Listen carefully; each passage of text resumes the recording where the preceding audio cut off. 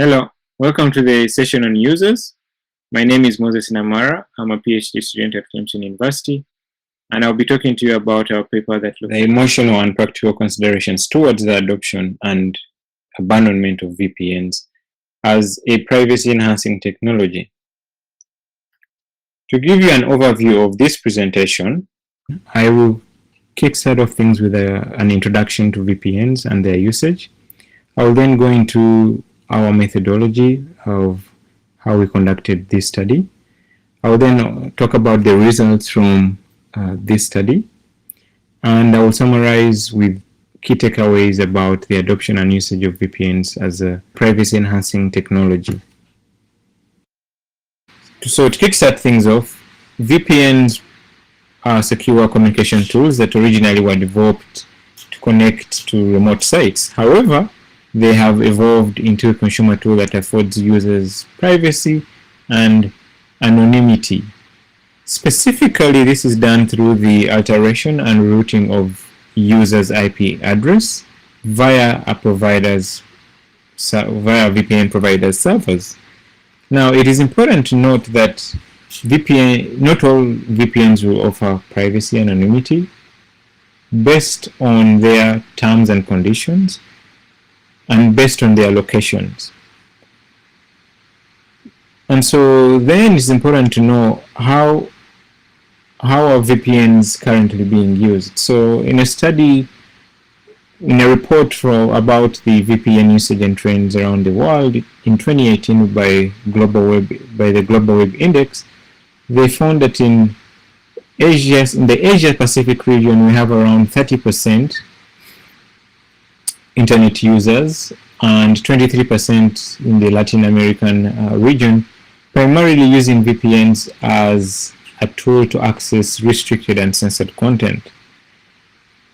For Europe and North America, the number was a little bit low at 18%, and VPN here is basically being used as a tool to connect to academic institutions or employers and as a privacy protection technology. And so this study and other factors led us to want to know what factors motivate users to adopt VPNs primarily as a pet. Here when it comes to adoption of technology, there's a model known as the TAM model, the technology acceptance model, that says if a technology is to be widely adopted and used, then first of all it has to be easy to use, and it has to be useful to the user. And so these two constructs, or these two factors, are able to determine or influence users' intention to use the technology in the long haul. However, TAM looks at a positive side, and when it comes to VPNs, we're talking about a tool that has low adoption in terms of protecting users' privacy. And so we were asking ourselves, VPNs are not hard to use. People already use them for accessing content online, for school, for accessing, reaching out to the employer network. And so what do we add to TAM to go beyond this? And what are the barriers that people are facing when it comes to adopting VPNs, specifically for privacy purposes? In approaching this and trying to answer these questions, we were careful in terms of wanting to get views from both users and non-users. And this is important because most technology adoption studies will focus on users, but we believed that it is for us to get a holistic overview in terms of what motivates users and what motivates people to adopt and use VPNs. It was equally important to look at the non-users. In addition, we're also guided by the risk as a feeling theory, which basically states that whereas it is known that people, when it comes to making a decision, and in this case we're looking at the decision in terms of if one wanted to use a VPN or not, they can go about it in two ways. Either they can go about it through a cognitive evaluation, which is basically balancing between the risk and the benefit, or the risk as a feeling theory states that people can go about it through their emotions or their gut feelings.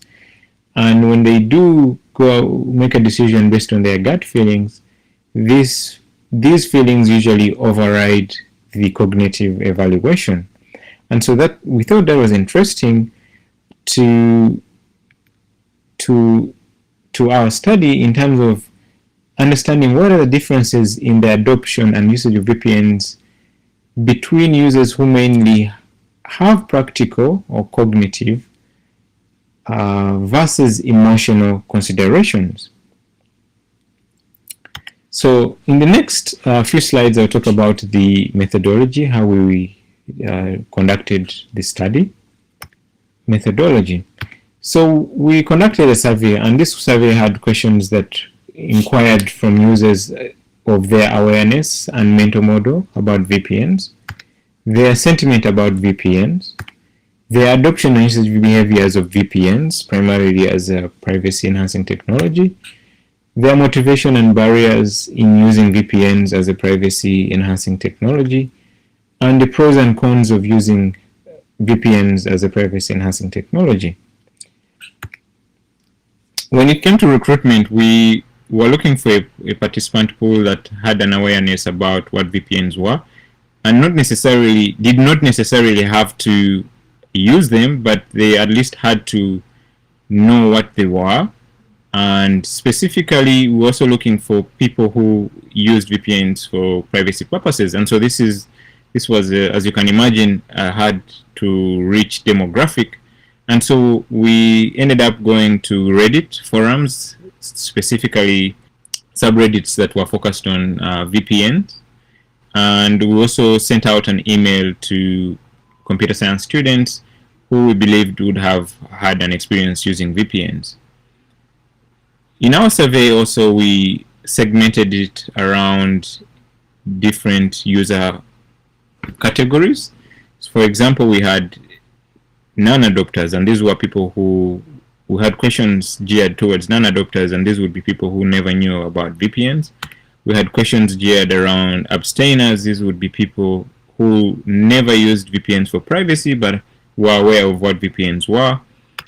We also had a category around abandoners, and these would be people who used VPNs for privacy protection but stopped or had paused in their use. And we also had adopters who are currently using VPNs for privacy protection purposes. So we ended up having 90 participants. 39 came from Reddit, and 51 were students. We found that 98% of these participants were aware of what VPNs were, and of those, 42% actually were using VPNs specifically for privacy protection purposes. Of these participants, 81 were still, at the time of taking this survey, using VPNs to protect their privacy, which was interesting. But we still had 18% who had used and stopped. And so now I go into the results. What were the findings from this survey study? What we found for adopters, these are people who are currently using VPNs to protect their privacy, is that when you asked them what factors motivated them to use VPN in the first place, is they were reliant on their feelings about the fear they had of being surveilled by their internet service provider or government. They had also gotten, they had experience, either they had been part of privacy hacks in the past, or had read about privacy breaches which induced fear or induced the need for them to take care or take personal control of their privacy. They also were worried of how their personal information is collected or accessed and used by various online entities, and they disliked that there was no law or legislation in place that would entirely protect their privacy rights. And so we have, these are some of the quotes from our participants, and this is one that is basically relating to their fear of government or dislike or distaste for government surveillance. And this is one that pertains to basically their experience and how they came to use VPNs.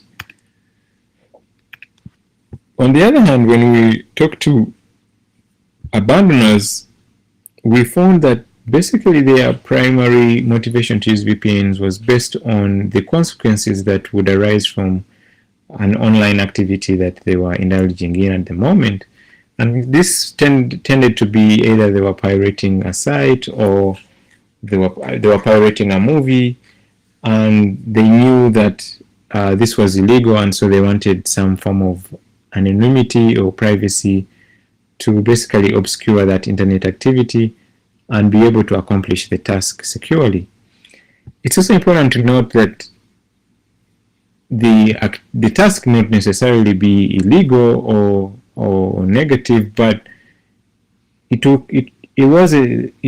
could have been a noble task, like basically accessing your employer's network securely and maybe doing a secure document drop. And so when you compare these two categories of groups of users, what you see is that adopters' reasonings for using VPNs are more feelings oriented, whereas abandoners' reasons seem to be practically motivated. And so then we went further ahead and asked the abandoners what barriers they encountered in adopting VPNs. Why is it that they started, they used, and then all of a sudden they stopped use of VPNs? And the reasons that we got were, first of all, that VPNs were burdensome to always engage when in use or when needed to be used. And then the VPNs that they used tended to have usability issues such as constant pop-ups. They were either slow and lagging. And also the cost was another barrier that was identified in terms of abandoners didn't really see the immediate and apparent benefit of using or transitioning to a paid VPN.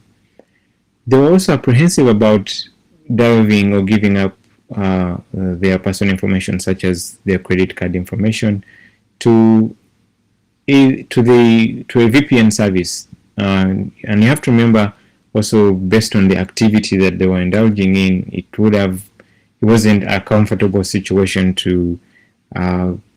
for them to just give up such information. On the other hand, when we look at adopters, contrary to abandoners, actually for them something like cost was actually an affordance. So they could afford to subscribe and pay for a reputable VPN application.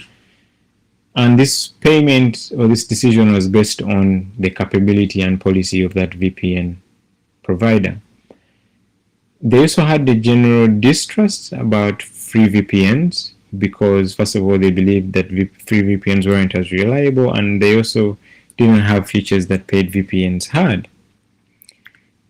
And so when we investigate or when we examine the differences in usage of VPNs between users who mainly had practical or emotional considerations, what we found was that adopters basically embark on the use of VPNs primarily for privacy protection purposes based on their emotional consideration to the risk of their online privacy.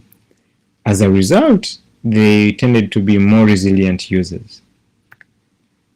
However, abandoners use VPNs based on a need to accomplish practical online activities. Could be downloading a movie, could be accessing or dropping a document securely over a network.